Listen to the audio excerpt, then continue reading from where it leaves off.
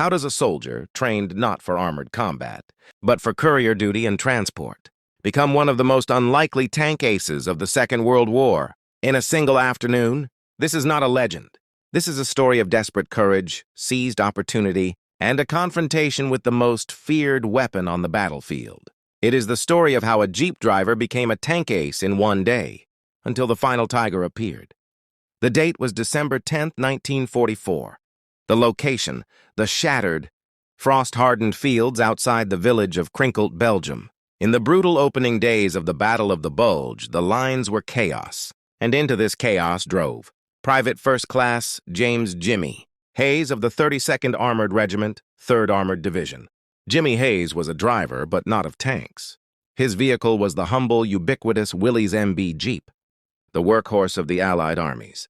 His task that morning was typical: shuttling messages between scattered command posts, a vital but vulnerable role in the fluid and dangerous confusion following the German surprise offensive. The strategic situation was dire. Hitler's last great gamble in the West had ruptured the American front. The 3rd Armored Division, known as Spearhead, was throwing itself into the breach, piecemeal to blunt the German advance. Villages like Krinkelt and Rocherath were becoming bloody knots of resistance. The Americans were outnumbered, outgunned in many sectors, and reeling from the onslaught of elite Waffen-SS Panzer units. Hayes, like every man in the division, knew the threat they faced. Rumors of the monstrous German WWII tank, with its impenetrable frontal armor and devastating 88mm gun, bred a particular kind of fear. It was a weapon designed to dominate, to crush opposition through sheer terrifying power. By 1400 hours, Hayes found himself near a forward observation post overlooking a narrow, tree-lined lane, a likely avenue for German probing attacks. His Jeep was parked beside a camouflaged American defensive position, centered on a single M4 Sherman tank. Nicknamed Badger, its crew was vigilant, exhausted. Suddenly, the radio crackled. A warning from a scout team. Enemy armor approaching from the east. Not just any armor. The distinctive heavy clatter of German tracks echoed through the cold air. Then they emerged from the tree line, 2 Panzer IV medium tanks, advancing cautiously, their long 75mm guns scanning for targets. Pause. The Sherman's crew sprang into action. A brief, violent exchange of fire erupted. The Sherman's 75mm gun scored a telling hit on the lead Panzer IV, which shuddered and belched smoke. But the second German tank returned fire. The shell struck the Sherman's turret ring, jamming it and wounding the gunner. In the frantic moments that followed, a further hit killed the tank commander and driver. Badger was silenced, a smoking hulk, its surviving crew bailing out into a nearby ditch. Hayes watched, frozen, from the cover of his Jeep. The remaining Panzer IV, now joined by a supporting Sturmgeschütz III assault gun, began to advance confidently, believing the American position neutralized. They were just 200 yards away, rolling directly toward the observation post and Hayes. This was the crisis moment. The American infantry, armed only with bazookas, were out of position for a clear shot. The only weapon capable of stopping the German armor was the disabled Sherman, its engine still running, a funeral pyre waiting to happen. To approach it was suicide. To do nothing meant the German armor would overrun the position, killing everyone and penetrating a fragile section of the line. Fear gripped the men in the ditch. The German vehicles closed the distance, their machine guns now spraying the underbrush. In the hatch of the Panzer IV, a German commander stood, surveying his apparent victory. For Jimmy Hayes, time seemed to compress.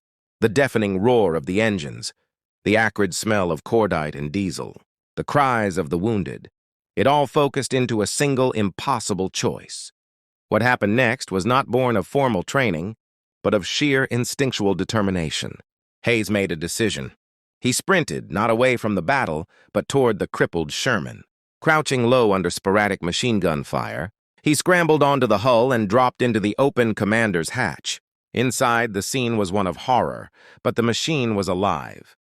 The engine thrummed. Miraculously, the main gun was loaded.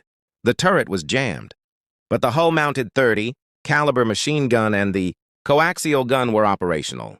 More critically, Hayes, a skilled mechanic, knew vehicles. He assessed the controls. He could drive. Pause. With a wrenching of gears, the 30-ton Sherman lurched backward out of its engagement pit. The German tankers were stunned. Seeing the American tank move, the Panzer IV commander ducked inside and traversed his turret. But Hayes was already acting. He couldn't aim the main gun with the turret locked, but he could point the entire tank. He slammed the brakes, aligning the hull directly toward the approaching Panzer IV. He fired the coaxial machine gun, not to damage, but to distract, the tracers sparking off the German tank's hull. It worked. The Panzer IV halted momentarily, confused by the audacious sideways advance. In that frozen second, Hayes revved the engine and charged. At a distance of less than 50 yards, he rammed the Sherman into the side of the Panzer IV with a sickening shriek of metal. The impact threw the German tank sideways, its tracks tearing into the frozen mud. Before its crew could react, Hayes, leveraging his Jeep driver's agility, seized a thermite grenade from within the Sherman, pulled the pin and threw it onto the German tank's engine deck. He then leaped clear, rolling into a shell crater. The thermite did its work, burning with incandescent fury. Secondary explosions began as ammunition cooked off. The Panzer IV was destroyed. The supporting Sturmgeschütz III, now isolated and facing renewed bazooka fire from the emboldened American infantry, withdrew hastily back into the tree line. The immediate threat was over, but Hayes wasn't finished. Over the next 2 brutal hours, using his intimate knowledge of the terrain from his courier runs, he directed American tank destroyers to ambush 2 more. German vehicles, a reconnaissance half-track and a second, damaged Panzer IV retreating for repairs. Through a combination of brazen action and cunning, Private First Class James Hayes had accounted for 4 enemy armored vehicles. As the short winter day began to fade, a deceptive calm settled. The American line had held. Hayes, exhausted and adrenalized, was preparing to finally evacuate the area when the sound returned. It was different this time, a deeper, heavier, methodical grind.